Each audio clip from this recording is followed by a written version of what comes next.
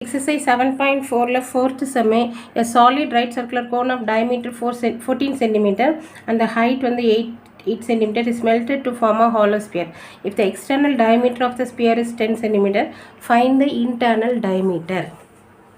Cone வந்து melted to hollow sphere. Cone வந்து hollow sphere ஷேப்பில் மாற்றிருக்காங்க. இந்த மாதிரி மெல்டட் வந்தாலும் என்ன தான் கம்பேர் பண்ணுவோம், volume of cone is equal to volume of hemisphere.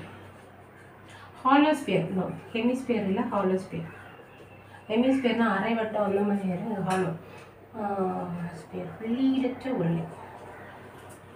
அதில் நமக்கு இன்டர்னல் ரேடியஸ் ஸ்மாலாக கண்டுபிடிச்சா அப்புறம் ஸ்மால் டி, அதை 2 மல்டிப்ளை பண்ண முடியும். இது லெஃப்ட் சைடு எழுதிக்கலாம், அதுக்குரிய formula.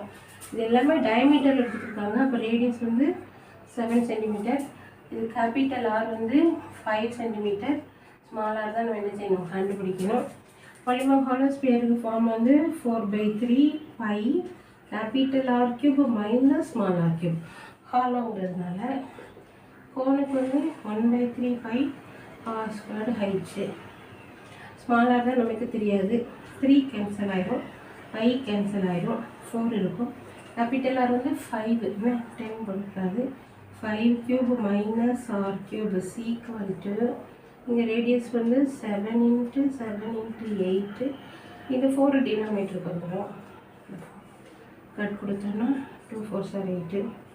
125 minus r cube is equal to 49 × 2 98. அப்போ 125 minus 98 is equal to r cube. R cube is equal to 27.